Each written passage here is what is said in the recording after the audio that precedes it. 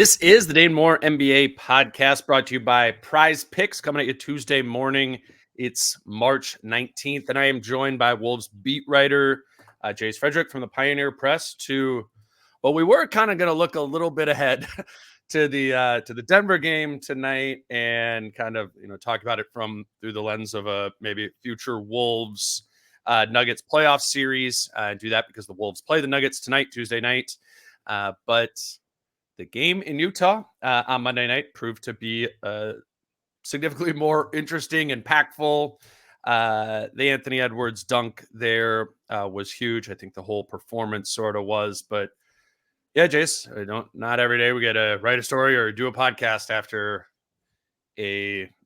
something that's for sure going to go down in history as a memory. Unfortunately, neither of us were there in Utah for that game, but just at home watching it, how much does it surprise you? Because I was thinking at the moment, I'm kind of getting to the point where I'm expecting him going up for these things. What stood out to you about the Ant dunk? Let's start there. Yeah, I mean, I'm with you that it's expected, but he is I would say this, he is one of those guys where you turn on the TV when he's playing because he might do something like that. Yeah. And there are not that many guys in the NBA that you can say that about. You used to do that every rookie year game for Zion. I remember right. that. Let's turn this on. Yep. Yeah, it really does become like appointment television. And I do think that those moments are the things that will kind of cement star power. I know he's had dunks like that in the past, but that one was he said it was his best one. I agree. Just the sheer how far away he was, the explosion. I swear, he really does rise longer than anybody else does. Yeah. It's not like hang time. It's he's constantly going up to the point where it looks like the dunk should be over and he is still going vertical. I thought that on that Pacers block, it was he does he's still going up as he hits the ball. Yeah, it's insane. But I just think those are the things that as he does more and more things like that, and that was probably his best dunk, and that is such a wow thing. Mm-hmm. I do think you see all-star voting and stuff, his name still doesn't pop up that much. His jersey doesn't sell that much, and people can just say, well, that's an availability thing. It's a Timberwolves jersey design thing. No, if once he hits a certain point, it's not going to matter. Those things aren't going to matter anymore. His star is just going to get bigger and bigger. I really do think that those are the moments, and obviously a deep playoff run would really cement it. But more and more moments like this is this is Anthony Edwards, and he will become appointment television for League Pass next year for national TV games because he's a guy that you'll want to have on the screen. ESPN execs will want to have Anthony Edwards on their screen. Right. I think the kind of progression goes right. The initial acceptance and lauding by local fan base, local media, right? Yep. And then it takes a little bit of time until the national media gets on it and it starts growing from there. And then it is transcended the entire basketball fan base. And that's when the player really rises up in the tide and they become a quote unquote face of the league. I think the question was never, is he going to be a face of the league? It was when and how long until all three of those buttons are pushed. He's hammered those buttons in this 6-game road trip, which he started with the dunk the block against the Pacers last Thursday, and then the 6-game road trip. The 6th game of the road trip was last night in Utah with that dunk there. I think also part of the reason, that his star is going to ascend and become this face of the league, this appointment television, is that he's driving winning, and he's driving winning in these last 2 weeks, even without Karl Anthony Towns and Rudy Gobert. I thought that third quarter was the dunk was just a part of it. He didn't have a good first half. In the second half, he had 25 points, 6 rebounds, 6 assists, 8 of 9 from 2, 2 of 6 from 3. Just a good volume of scoring, playmaking. It feels like he's really getting good at knowing when to sort of get off it there. He's doing this all in winning, and they won a game in which they started the second half without Naz Reid, without Karl Anthony Towns, without Rudy Gobert. And it's not all ever about one person, but there's a 0% chance they do that without Anthony Edwards. Yeah, and it really does seem I thought maybe that was one of the best halves I've ever seen him play. Maybe the best half I've ever seen him play. And it totally was because got to his spots. I didn't really feel like he forced anything. I didn't feel like he just drove into like three guys and threw one up. I didn't feel like, there was like maybe one or two heat check threes in there for sure, but I thought a lot of it was like getting to good spots where he was really comfortable and knocking it down. Like in the rhythm that he was in, he knew if he got to these certain spots and put it up, it was going to go in. And when he couldn't get to those spots, when they put two on the ball, he got off of it. And it is kind of like you can almost tell like when there are other guys on the court where he's like, he knows he's the guy and it's like by 10 miles. There is, I think, a lot more confidence with him right now. He hasn't always done this, getting off and knowing that it's coming back. Like he knows it's coming back.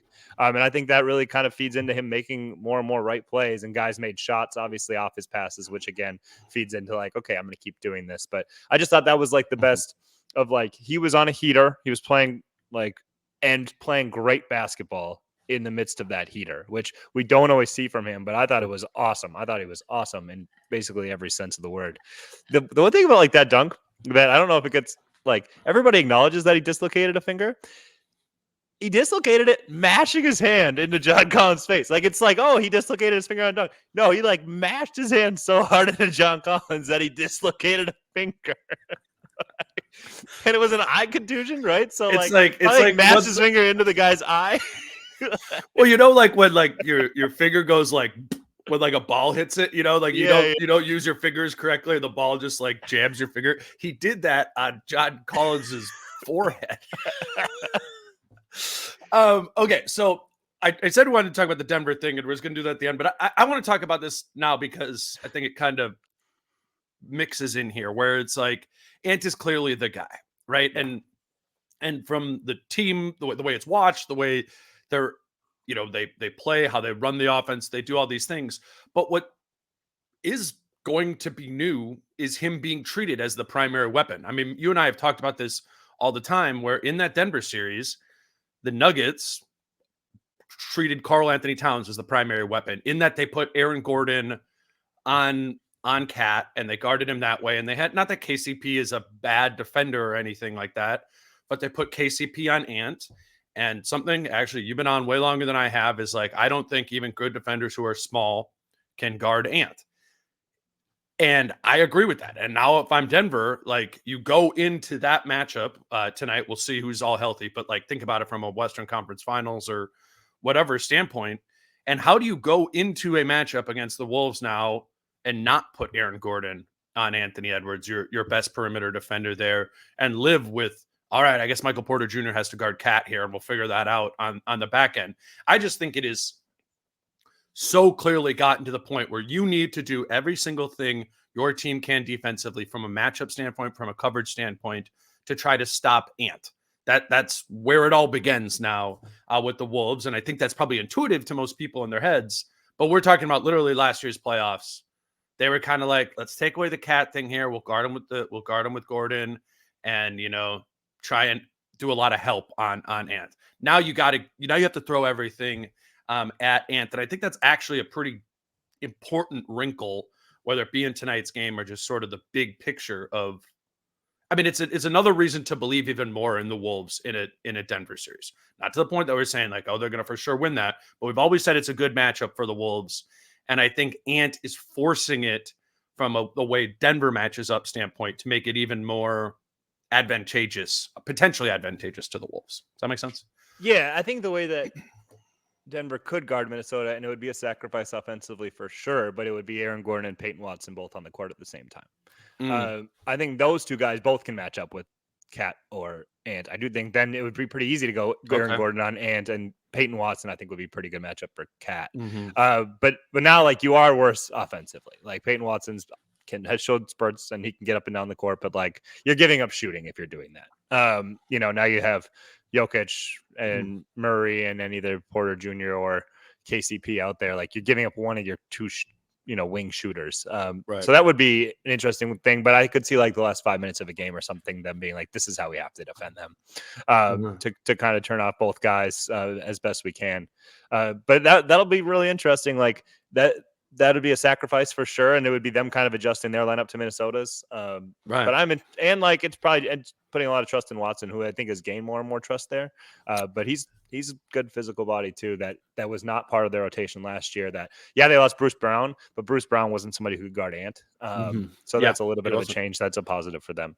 Yeah, no, that's a good point. I'm glad you brought that up. Just sort of that size, and I will say too, like Michael Porter Jr. has gotten a lot better at defense. Yeah, he's big. Yep. He's just big, Yep. you know. So like, I don't actually think that's like okay if they did put Gordon on Ant and you just were like, all right, we're giving Cat 30 shots because Michael Porter can't guard. Like, I don't think that is the.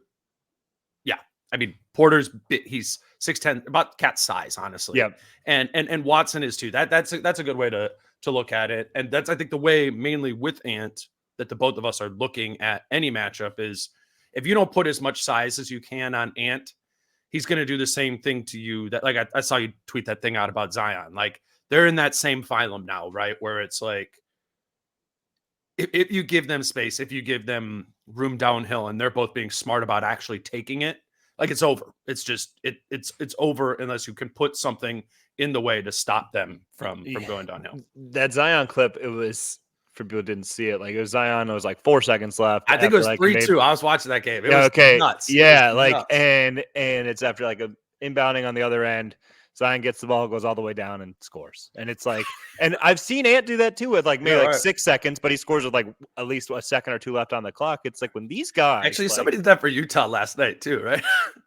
Sexton. Right. I think yeah. And a lot of guys are quick enough to do it, but like Ant and Zion are like, I don't even want to try to get in his way here. There's no way you could do it without fouling. Without fouling, exactly. Yeah. Right. So it's like, what do I do now? It's like almost a good thought experiment of like, hey, what about with 1 minute left? If we have to score, we just give Ant the ball and say, run down the court. You know, hey, let's not run any offense. You just go. And we'll just see if they stop it. It'll be like 4 bodies. We'll see what happens. Turnovers down. Yeah, right. Whatever. But I think with Ant, it's to the point now where I do feel like ideally that perimeter defender is longer, but I really do feel like you have to have like a stout perimeter defender and a rim protector. And I think if you don't have either thing, if you're missing one of those two things, like even against any perimeter defender, Ant's can get his way to the rim. He can find his way to the bucket. Mm-hmm. And then if you don't have that rim protector, like Ant definitely sees that as like I'm going to attack and there's nobody there who can stop me. And if you don't have the perimeter defender and you just have a rim protector, like Ant can kind of score anywhere else he wants to as well. He can probably take on the rim protector too if there's no resistance to that point. I really do think you need both. So few of the perimeter. You asked Ant about this like a month ago, and the two guys he talked about that gave him problems. I said who is kind of like you, where they can be super physical and stay in front, because that is pretty rare. Like that Ant can do that when he's at his peak. Yeah, right, you're right. He didn't say these guys could shut me down, but the names he brought up were Lou Dort and Dylan Brooks. Right, and so I guess like Oklahoma City probably has the best combination of that. They do, right? They have the Dort to put on him and Chet at the rim, because Dylan Brooks has Şengün behind him, or Aaron. I mean, I think Aaron Gordon is that group too, in terms of big wing defenders. I think it's just not on Ant's mind because Gordon doesn't really guard him. Yeah, but Gordon guarded Luka on Sunday night. Like he's their guy for that too. But I think you're right. I think that's the way to think about it. They need you to kind of push Ant into one of those bad Ant nights. Yeah, which almost guarantees the Wolves a loss. Just like kind of that inefficient shooting, kind of get them frustrated. I think you're right to say they do need both of those things. I mean, I'm sure Ant will continue, coming up throughout this, but the kind of pivot throughout the game was Naz Reid gets a head injury, some sort of they didn't call it a concussion, but something like that. So he can't come back into the game, which forced the Wolves to start Kyle Anderson at the 5, Jaden McDaniels at the 4, Nickeil Alexander-Walker at the 2, Nickeil Alexander-Walker 3, Ant at the 2, Mike Conley at the 1. They went really small, and Naz was playing awesome. But I felt like the way that sort of shifted and going smaller, and particularly shifting Kyle Anderson to the 5. Yep. So he can't just be ignored on the perimeter. He can still guard John Collins. I thought that worked really well. And then Jaden McDaniels, were often like kind of concerned about him at the 4.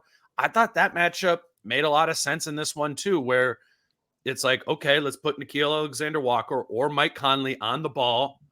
Jaden, you can guard Lauri Markkanen if that's an isolation matchup. We could put you there, or we could put you on Taylor Hendricks, and you can kind of be our Rudy Gobert here, except like in a low man sort of floating way. And I have long been in the camp of Jaden doesn't need to play every single possession on the ball. Now that even if they didn't have Nickeil Alexander-Walker else to put out there, like I think Jaden on the back line can help. It's always kind of been about like, can he rebound enough? Can he do those sort of things? I thought it was interesting to see Jaden McDaniels play the 4 and watch the Wolves defense function effectively with somebody else at the point of attack. And I honestly, personally, think it should be a staple of the non-Gobert minutes. Like, I think that should be your rim protection. As in Jaden should be on the floor whenever Gobert is resting in a game. Or something close to that. I know a lot of people have been frustrated with McDaniels. I think they'll probably be frustrated with that stat line again. I'm going to start with the defense first, and then we can talk about whether or not the offense is even worth expecting at this point. Got a little bit better with that last second, though. Yeah.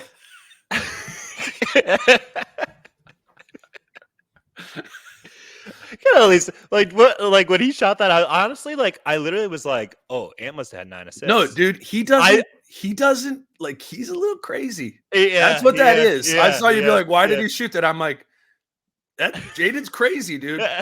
He's like, and I'm not saying it in a bad way, but like you're gonna get punched for that sometimes. Like, yep. But he's like, I actually like. I think that's the slump buster. I think like let's go now. Like let's go now. It could be. I think that's I think there was a lot of comments in that of like, that's it. That's the one. I'm like, that's very optimistic. But it's very jaded. Maybe. Yeah.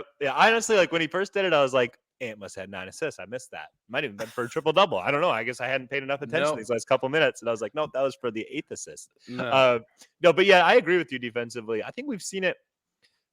There have been different times in years, like when they first would sometimes throw Ant on the ball, like in late in games against certain guys. Like we get to it randomly sometimes. Yeah. And then Finch would talk about like how Jaden off the ball can be really effective, and like that can be a little bit of a weapon. And I agree with you too, like as like that length as like a rim protector, it uses like some more of his skill sets that he doesn't always get to use, right? Yep. Like and it's something where he can flash, and it maybe helps with foul trouble. I know like rim protection equaling no foul trouble doesn't really make sense, but you're just putting. But do you agree with me on that? Yes, I said that in the email, right? I actually think he would foul less in a rim protection spot because there's not as many instances of it. Yeah, and his fouls are just handsy. Like they really are. Like there aren't that many times where like it's bad verticality or something at the rim. That's not really what gets Jane in trouble. It's definitely like handsy getting in here and there, like little tugs.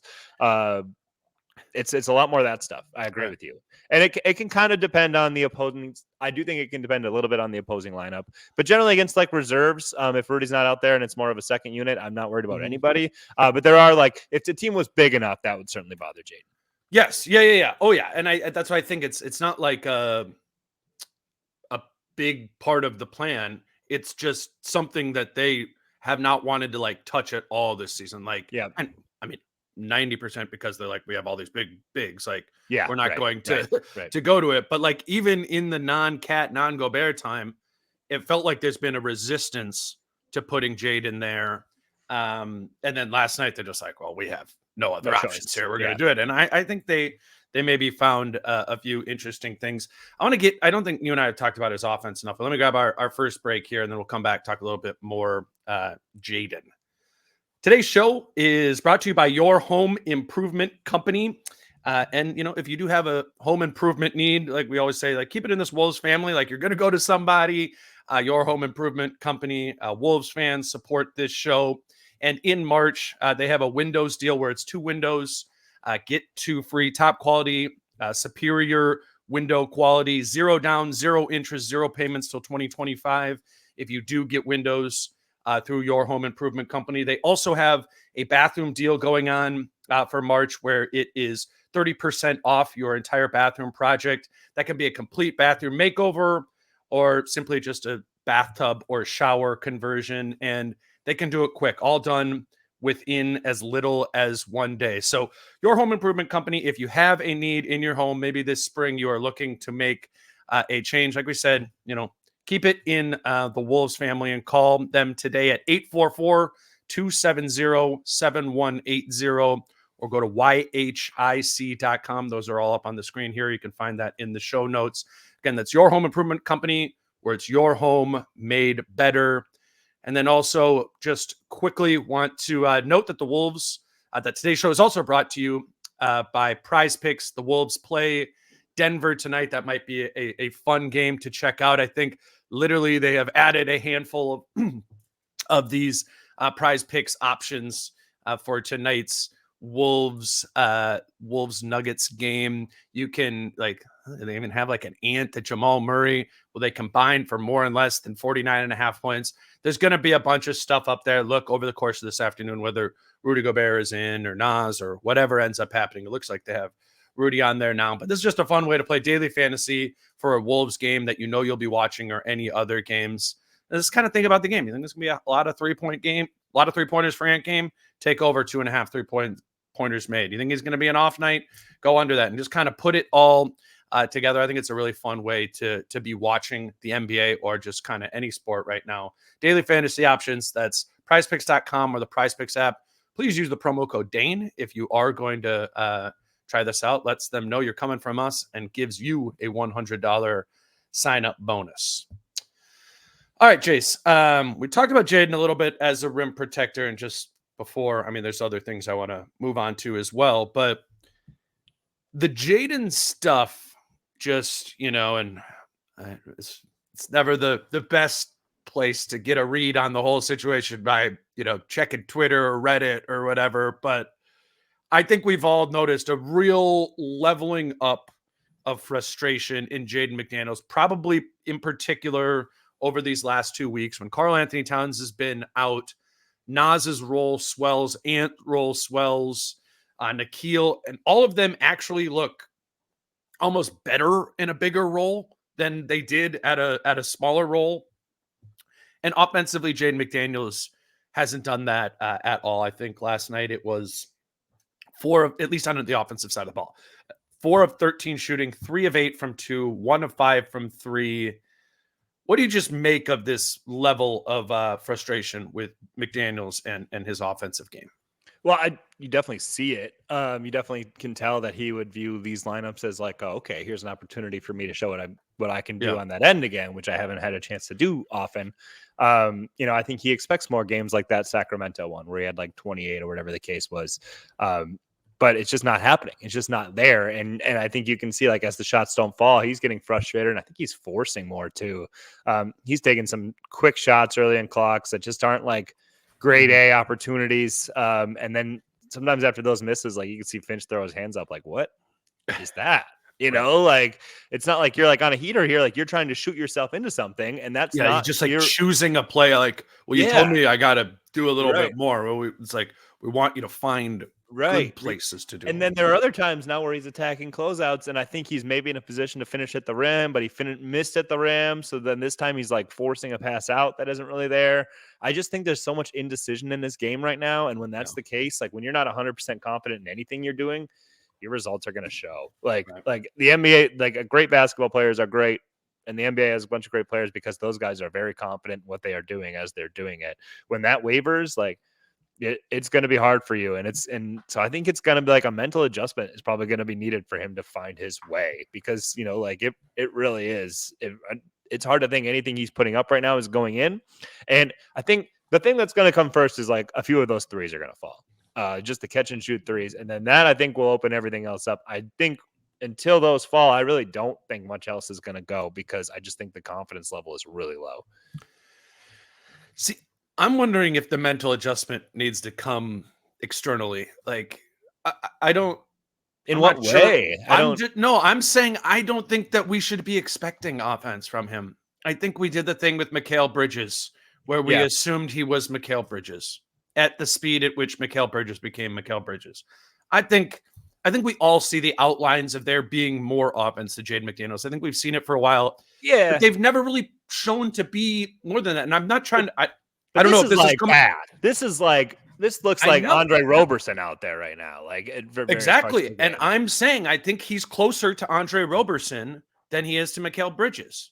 And now some people are going to really think about the glaring not shooting element of that and that being a problem. But Roberson was a 10 out of 10 defensively. Like all Jaden has ever proved to really be in the league is 10 out of 10 defensively. He's also got great size. If you get out in transition more, he's going to get you efficient, effective offense there. There's small things to do. But there has never been a prolonged sample that suggests if you give Jaden McDaniels a 20+% usage over the course of 5 games, he's going to be able to do more with it than he does when he has a 15% of the usage. That's all I'm saying. And I don't know if people think that's me giving McDaniels a pass. I'm just not expecting. I don't think the offensive ceiling is there right now that we thought was maybe the expectation of it. Yeah, that's where, like, even at the beginning of this season, I was like, I don't think this is ever a 20-point per game scorer that, like, we put out 5 years from now. It's like he would need to have developed a whole nother, like, multiple levels to his offensive game. It's very simplistic. I mean, there aren't that many moves to go to, like, it's I don't see the 2028 Wolves being led by a Jason Tatum, Jaylen Brown of Anthony Edwards and Jaden McDaniels. That's also okay. I agree. That, and the beginning of the season, I was like, that's not going to happen. I still think you can expect more offense out of what he's giving you right now, because like Nickeil is significantly better than him offensively, like way better right now. And maybe Nickeil just will be a better offensive player in general moving forward in his career. But I just think Jaden, like the level now, the shots he's getting, the matchups he's getting, and not like most NBA players are putting up better number lines than that. Like, I just don't think he's going to be like a bottom 10% NBA player. I think he maybe can be offensive player. Mm-hmm. Maybe it could be bottom 30%. But I think that he's shown enough to be like, he's a better off-ball offensive player than what we've seen recently, I think. I think the comp is Dillon Brooks. Like, sure. Where Dillon Brooks, we've all seen like enough Memphis now over the past few years, Houston, where it's like, yeah, he can do some stuff on offense. A lot of times, though, it is a 4 for 13 shooting night. And also, a lot of times he like doesn't have the restraint to be able to like kind of slow himself down and squeeze into a more reasonable sized role. I think that's Jaden's kind of the same thing. He can have an offensive game. He can make 4 or 5 threes in a game. He can make athletic plays to finish and do that just like Dillon Brooks can. But with both of them, what you're going to get from them defensively: elite perimeter defense, physicality, and probably foul trouble. Both players. It's the same thing. And you know what? Yeah. Both players making $20 million next year. Yep. This is the level of player that it is. I don't remember if it's you or with Kyle. We just looked through like the 5 guys who are going to be making like $100K more than Jaden next year, and like the ones right below. They're imperfect players, and I'm in agreement that he is not playing at that level right now. And I know people get frustrated saying, yeah, this would be a bad couple weeks for Dillon Brooks too. This was offensive, right? And so I don't know. Jaden has more to do offensively to quote unquote be that $22-23 million a year player. It is still a year from now. There needs to be more growth next year. I think that'll be the expectation. I just think, I don't know. I was thinking about this last night. I think we did a lot of raising a bar with him based on the Mikal Bridges thing, because we're making that comp the whole time. We're making that comp to what the extension was. The extension was for the same money as Mikal Bridges. And then he didn't become Mikal Bridges overnight. He didn't look like Mikal Bridges at all last year.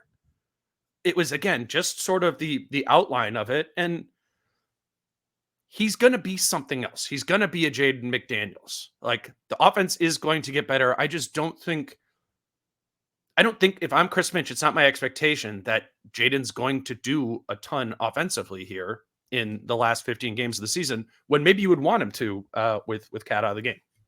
Yeah, I agree. I mean, if you remember the first couple of years, like, it wasn't Mikal Bridges. It was like Kawhi Leonard, like, that people would throw out and they'd be like, well, similar pass, similar usage, all that stuff.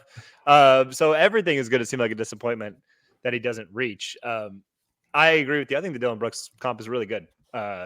Frankly, like, Jaden's form maybe looks a little better on jumpers and whatnot, but Kinda, but like I don't even I think agree. I Jaden's agree. even, I like, agree. I agree. It's not like beautiful. I agree. I mean, I agree. I agree with you on all. I agree with you on all of that. I do. Like I the don't know. I Patrick think there's Williams and just like all I wanted to say is I think there just needs to be some reframing yeah, of what everyone's and expectation is of yeah, Jaden, because we've had 6 games here and now, guys. but Like this kind of is what it is. but then I think Jaden's need to change as well because it's obvious watching right now that he is You frustrated that said he is not Jaden needs to change as well. Is his that what you just said? expectation as well. Oh, okay, Yes, gotcha. yes, Yeah, right all along right, with it continue. because you can tell that he is like, I should be scoring more than this. Yeah. Like I'm frustrated. I need to be doing more than this, and it's leading to even worse results. I think, because there are like ill-advised shots in there. It's like, okay, well, you're struggling on like the good looks. Like we don't need you going out there and like Mhm. forcing things. You are not in that position right now. Right. And like when Ant's out there and stuff, they don't need it anyway. Like let Ant just create for you guys right now. Sure. You don't need to be an extra creator. You don't need to be in transition. It's like a 1-on-2, and you're like, I'm going. Right. Like that's not the position you're in. And like I think that is kind of his expectation though, is still that he is going to, and we've talked to him about this in the past, he wants it, like he wants to ascend as an offensive player. I still think he sees himself becoming like a Mikal Bridges type player. So And maybe he does. sure. Not at 21 or sorry, what is he? 23. Yeah. He's Yep. 23. Yeah. Yep. Like it's just not there yet. Yep. I agree. And there is definitely something to the fact of like Ant has ascended so fast, and that will probably get in somebody's head who's like at Jaden's age, even if he knows like I'm not Ant. You see like Ant's rapid ascension, and you think that's for you. And like just when you come out early and like you've been in the league for a long time, you feel like it's time, even if you're of a certain age as well. Where like if you just were in college for 4 years and you're like, 27, 28 is my prime, not 23. Sure. Like it's all a process. But there's frustration across the board still. Like I think you can say like everybody should temper expectations, but it's okay to acknowledge frustration we for thought Jaden, for yeah. probably Finch, everybody. Like that's not been great. My main point is I thought Jaden would be better in this no cap time, but he hasn't been. And it's been 6 games and it hasn't looked like cold shooting or something like that. And so just I think while every game really matters right now for seeding and all that stuff, a recalibration from myself in my mind of how I'm going to think about it, probably Finch for how he's going to use it, and probably just for the fan base from like a have fun with it standpoint of like, I don't know. I don't think Jaden watch this happen. Like, I don't think Jaden's gonna have like 19 points against Denver and shoot 8 of 10 from the field. Like, I don't know. That seems, and like you said, that can happen for any player. Like any player can go do that tonight. Yeah, exactly. Like literally anybody. Like anybody on the roster. Like JMac went 3 for 3 last night. And he shot the ball really well this year. But good transition. Let's get into that. All right.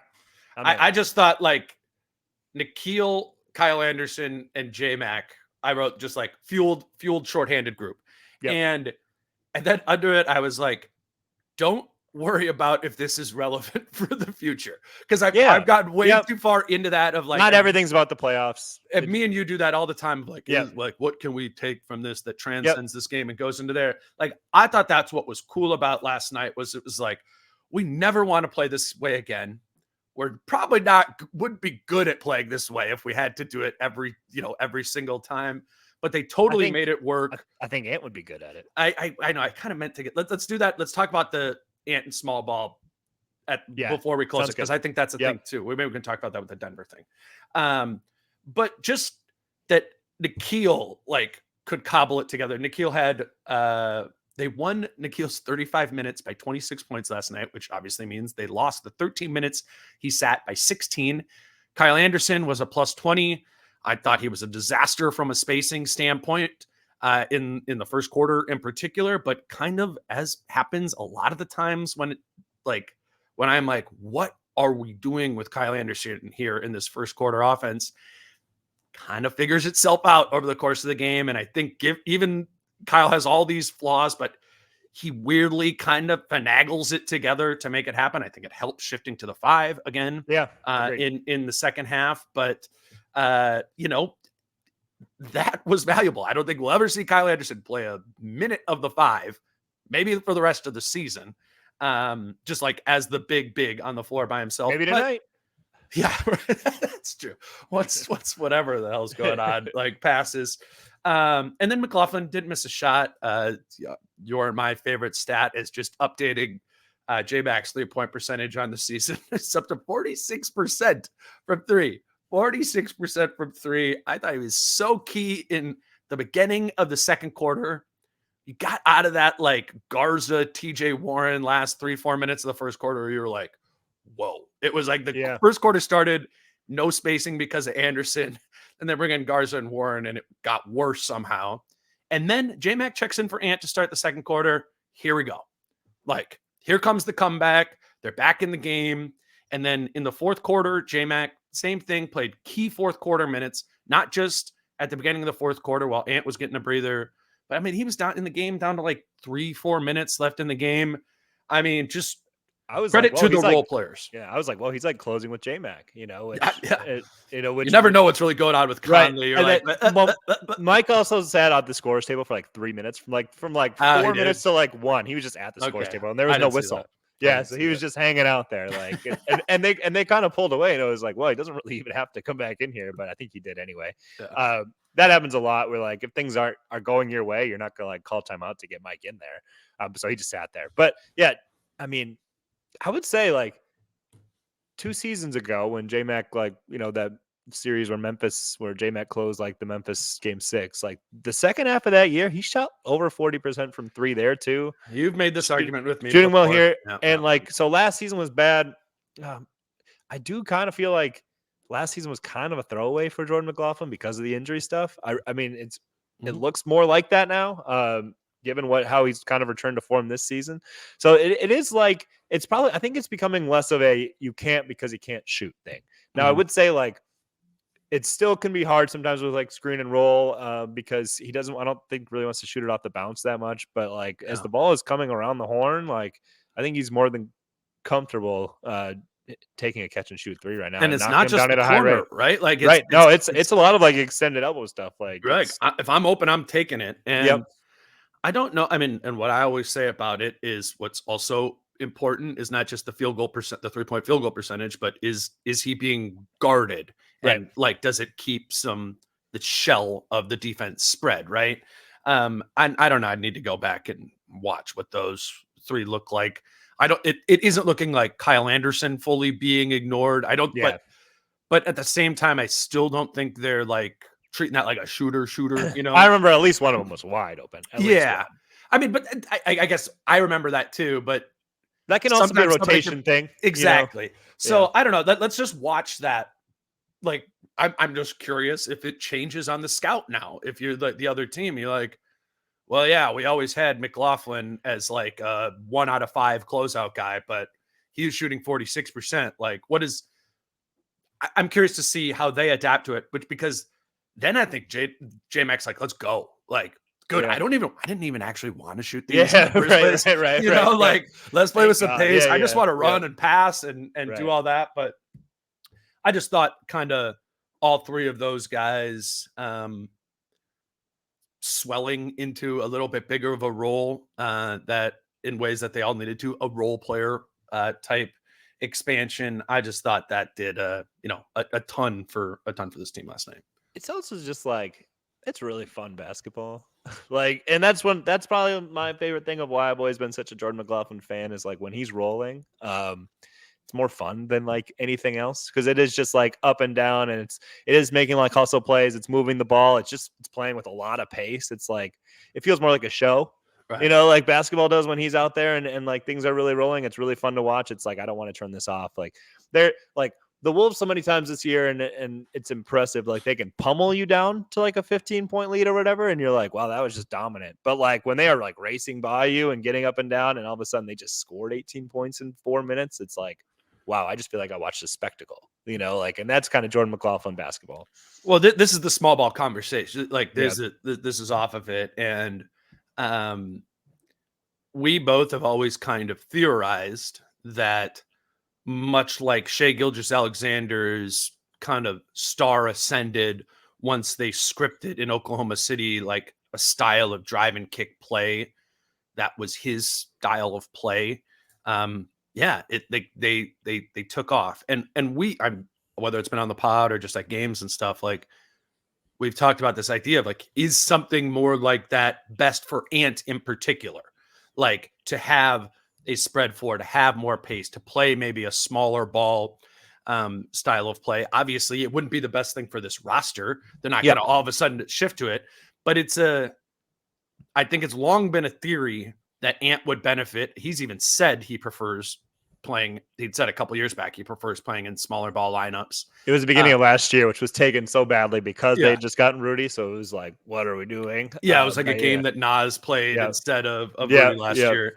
But there's something to that, right? And there's a truth to Ant being able to play that way. And then there becomes a calculus, if you're Finch and the coaching staff front office, of like, how do we get to more of that? If that is in fact one of the best ways that Ant, can play.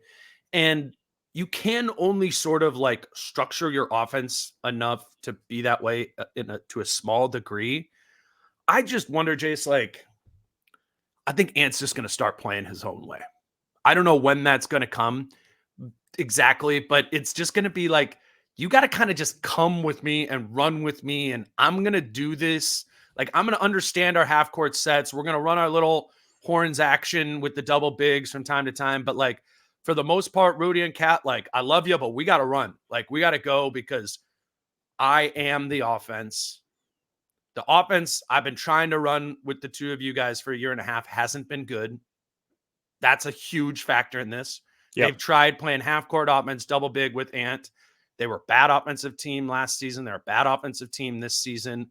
Like, what's going to happen is Ant is going to create another style of play. And it is not going to be small ball, or it's not going to look exactly like Oklahoma City because they have Rudy Gobert and Karl-Anthony Towns and Naz Reid.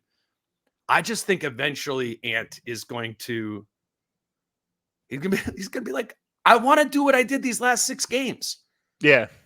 This is what I'm best at. And he's just going to sort of choose to do that. And Cat's gonna have to run along and do the Nas stuff, whatever. What do you think about that? I mean, I just don't know if it's possible. I think you can say, like, I'm going to do these things. It's like, okay, but we can't. The floor will not look the same. What elements of it are impossible? I mean, impossible. I don't know, but like a lot of things he's doing, there's nobody in the dunker. Yep. Okay. For it. No, I'm not arguing. Yeah. I'm listing them. Yeah. That's a factor. Yep.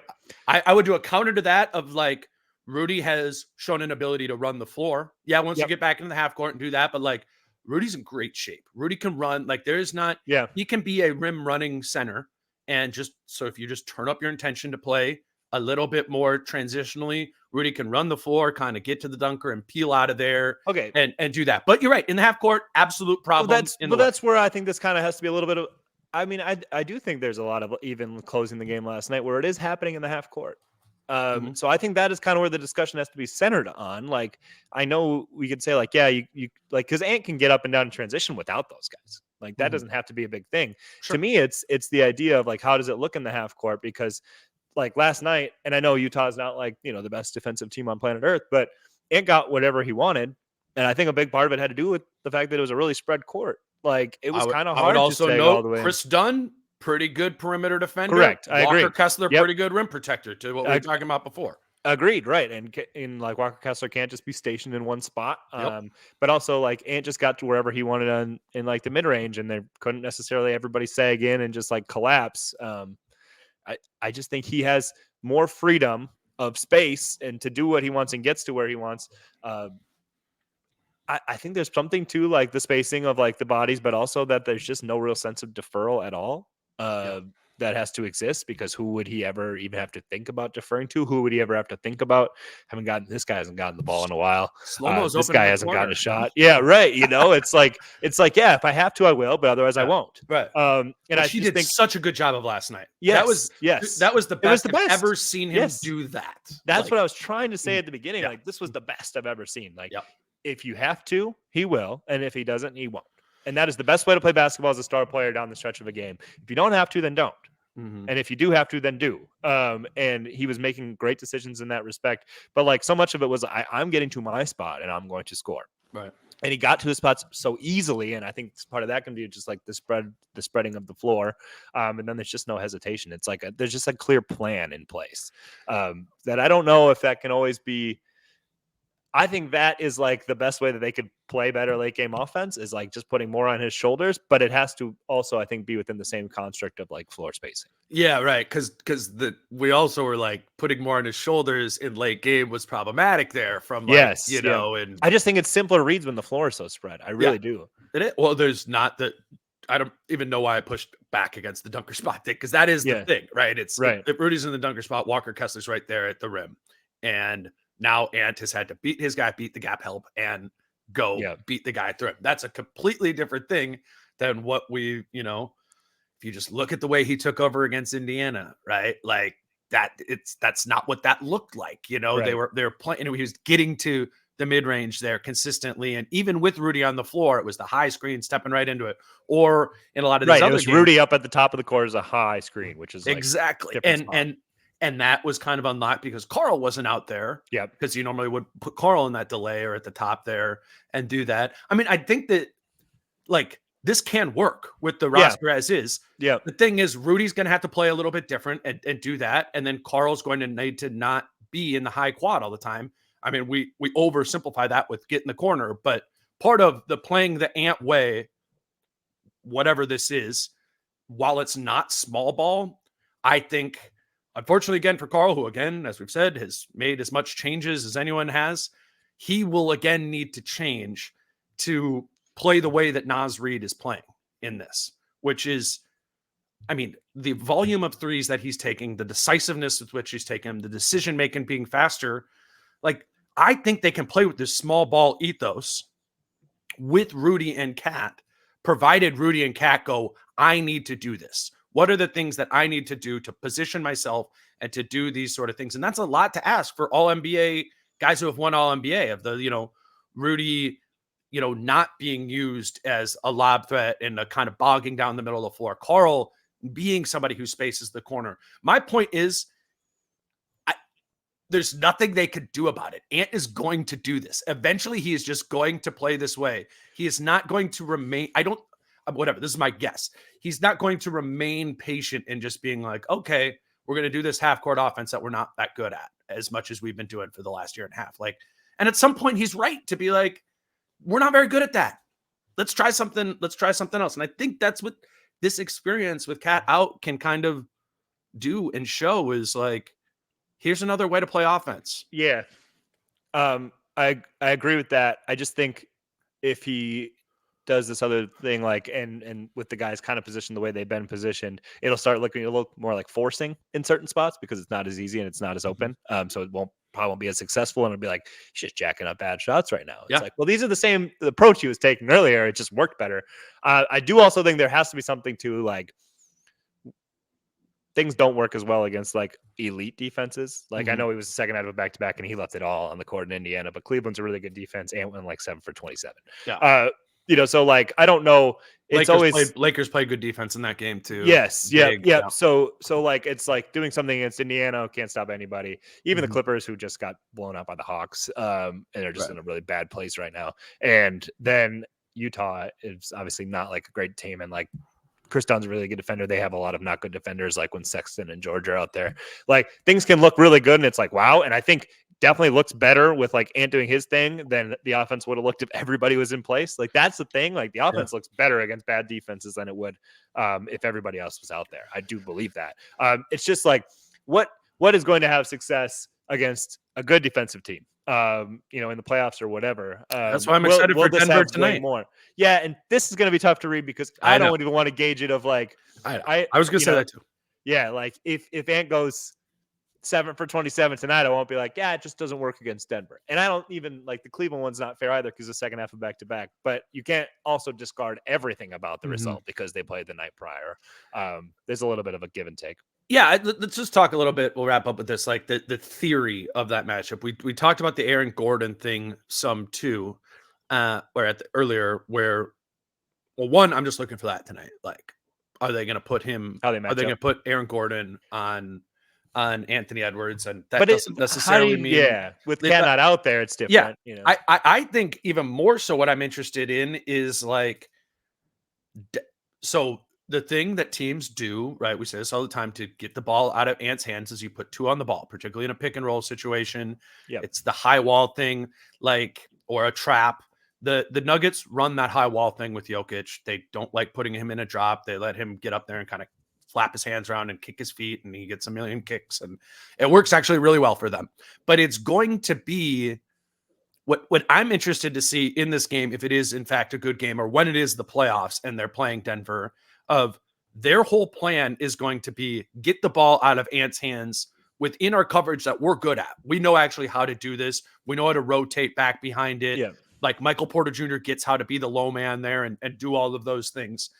It is going to be a test for Ant in like his patience with getting off the ball and trusting that, because he also can't, against good defensive teams who are trying to get the ball out of his hands, you can't really force your way through that. You know, you got to kind of get off the ball. Though I was watching Denver and Dallas on Sunday, and they obviously, they guard Luka the same way, right? They got Gordon on him. They got Jokic coming up. They're trying to get the ball out of his hands. What Luka does, and Trae Young sees this coverage a lot too, a lot of the main guys, is they first learned, all right, they put 2 on the ball on me. I know I need to get off of it. Now it's 4 on 3 on the backside. But at some point, the star guys, what they do is they go, nah, I'm not passing this. You're going to put 2 on the ball on me. Jokic, you're coming up on my left hip here. Well, we're going to slide all the way left to the left side of the floor, and you are going to need to now switch this into isolation. And now, Ant, you can and you got your isolation and you got Jokic there. I think that's the next level for Ant against these coverages. Is he's been doing such a great job, and we just said last night was as good as it has been, of getting off the ball. But sometimes against some defenses that are elite, you need to not get off the ball every single time, and you need to be the one that is getting that scoring. And if Ant can do that by pulling guys out into switches, particularly if it's the big, like, that's kind of the next level. And I'm really interested to see how that would look in a Denver playoff series. And honestly, I think it would be a huge part of the answer of why the Wolves, if they did somehow beat Denver in a playoff series, it's because of that. It's because Denver ended up having no coverage for Ant, because he had a pivot for Gordon, which was a screen. He had something to get off, a pivot for when they put 2 on the ball. And then he knew how to attack any of the 5 players on Denver in isolation. If he can do all 3 of those things, I think they beat Denver in a playoff series. He's not shown all of that before, but I think, that's the next level for him. And that's the really high usage guy who doesn't just pass all the time. He makes the right decisions, but also doesn't lose his own individual aggressiveness. Yeah, I do think, if I recall, they really went heavy on that in like the high wall, like really committing to Ant in the second half of Game 5 last year, and Ant did a good job getting off it, and it really led to Carl on like weak side, getting a lot of easy drives against non-stack defense. Wasn't it like 4 or 5 straight buckets for Cat, right? Yeah, and it was like the first time he shined all series, and it was like weak side, attacking quickly because there's no help set up because Ant drew all the attention. And so it was really like easy money for Cat, really. So like that is where like having a Cat out there is a really great counter action, because like now if he is for sure getting no defensive attention and he's making a quick decision and just attacking against an advantageous position, like that's how, not even necessarily like a 2-man game, it's just playing with one another, like using the talents around you can really help, because they stayed in the game through that method of offense. But I agree with you. I always thought to myself, like watching LeBron or Kobe or whatever, like it's like, oh, double. And I'm like, wait, if we just double, I could say that the best player on the court never gets to shoot. Like, wow, that sounds amazing. Right. Like, why doesn't everybody do that? Like, never let Kobe shoot. And you've got to find other ways to be involved. Sometimes it can be what you just mentioned, stringing it out. That just requires being like very aggressive, coming off the screen. And then like, maybe once you have the mismatch like locked down, then you can like size it up a little bit more if you want to.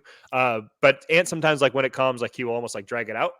Yeah, he kind of goes left and back, and then you kind of get into that like defeated position, like you're getting trapped in, so like you can't do anything sharply. Like even the first pass isn't going to be sharp, so then it becomes much easier to rotate back. So I think he would have to like have that in mind. If here's what I'm going to do, attack it quickly, but know that it doesn't have to be just to get downhill. But if you can, obviously, if you can get around and get downhill, great. Mhm. But I do think they're still in the phase of like, let's just keep doing the right play.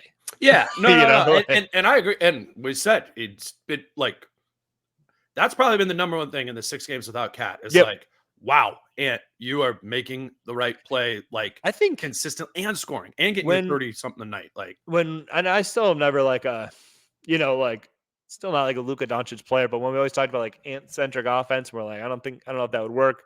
It definitely would work better now than it would have even like a year ago or even like months ago. Like, I just think that's been a huge part of his progression is like, I am more confident in him handling these things and playing like good team basketball and getting it himself now than before. And that's probably just part of natural age and progression, but the decision-making has just went up. And I just think it's like a confidence of like, this is my offense and I'm going to conduct it how I want to, like kind of you said. And I will determine when I shoot, I will determine when everybody else shoots, and you guys will get looks too. But there's just like a lot of confidence that he knows what they're he's doing going to and what he be wants to better do. looks if you do it my way. Right. Like I think Yeah. he's been playing the team way. And the team way is a good. I mean, like that sounds bad to say he's going to stop playing the team way, but this is just what stars do when they really turn it up and they go, nope, I need involvement all the time. I am the power source of this whole thing. Come along and play with me. I am I'll the still get system. you. Yeah, James Harden. Honestly, like Ant is going to become the system at some point. Okay, very last thing in this Denver matchup. Let's assume Rudy plays. I don't know if he's playing or anything, but like if he did, the one thing I'd be interested in is to just see him guard Jokic one-on-one. You want to see that again? Get another peek at it? Yeah, I do. I mean, like, I think you could. Otherwise, they could go Kyle on Jokic and do the Rudy. And I think they will. I think that's how they'll start. Like, I don't think even if not, but at some point in the game, yeah, like I just huge fan of the Rudy in the lurk. It's super good. It's hard for a lot of teams. Yeah. You have to explain why you want to see Rudy guard Jokic to me. I don't really understand. I just think that because I think low key Rudy in one-on-one this year has been a real problem. I think so too. That's why I don't want to see it. But it's good. But it comes. I'm not saying necessarily for like the primary matchup. Maybe in this situation, you'll be forced into it being your primary matchup, Rudy on Jokic when Kyle isn't on the floor, right?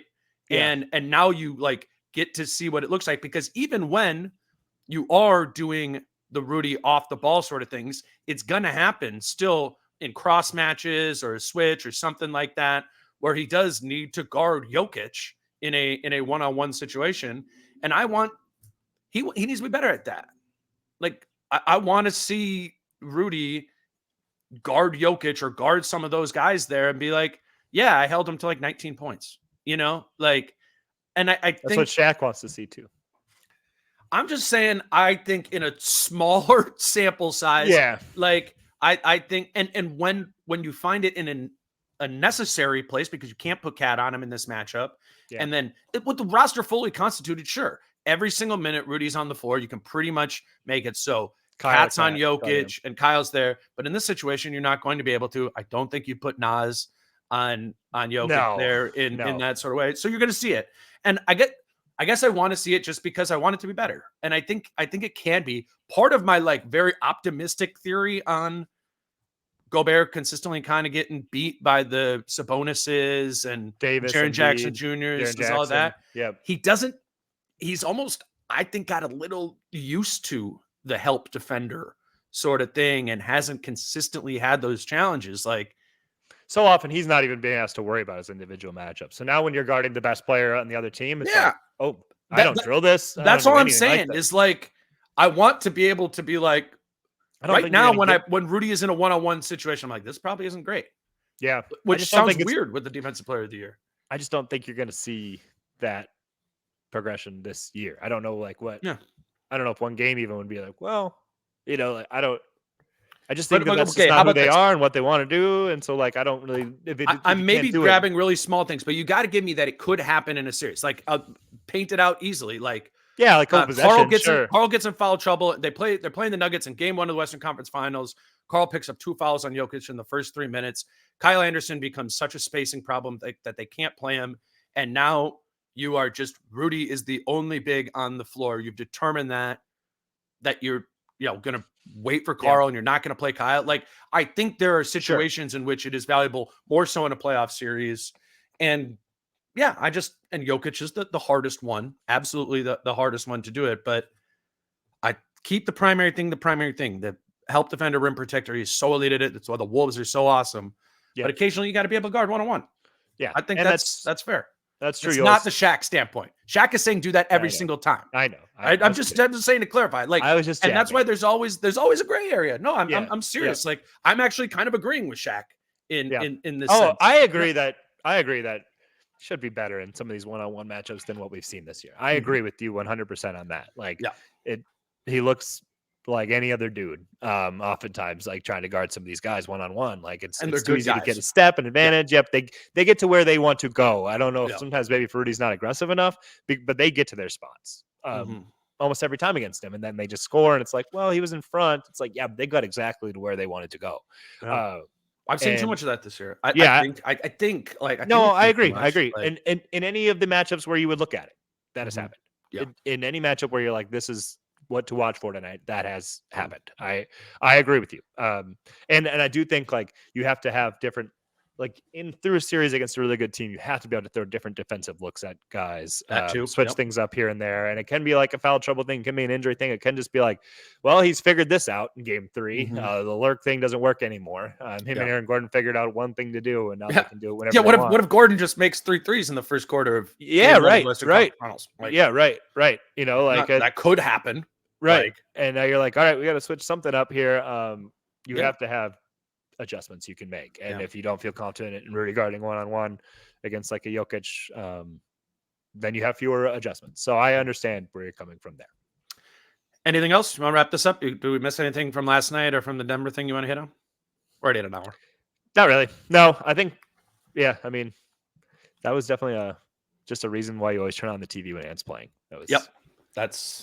And it was really cool. It was really cool that he did that in a game, and it wasn't like he actually played terrible, but he was all over the highlight reel. It was cool. Well, that was the Toronto game. That's a great point. Yes, I just remember that. Wasn't he 0 for 9 before the dunk against Watanabe? I think stunk in that game, and it was like, and the others is amazing. We're all like, he's having a terrible game. This was like, he played awesome. He deserves all the flowers for the dunk because it also came just in an awesome game. That's his progression. That's a great sign of progression. Yes, absolutely. He's Jace Frederick. You're following him on Twitter at Jace Frederick. We will both be at the game this evening for Wolves Nuggets, and Britt and I will be back to talk about that one on Wednesday morning. So it'll kind of be out early Wednesday afternoon. Yeah, until then, he's Jace. I'm Dane. Peace out. How I'm feeling, man, I hope it never stop, yeah. Green and hot so you can find me in the crowd, yeah. Don't let standards ever bring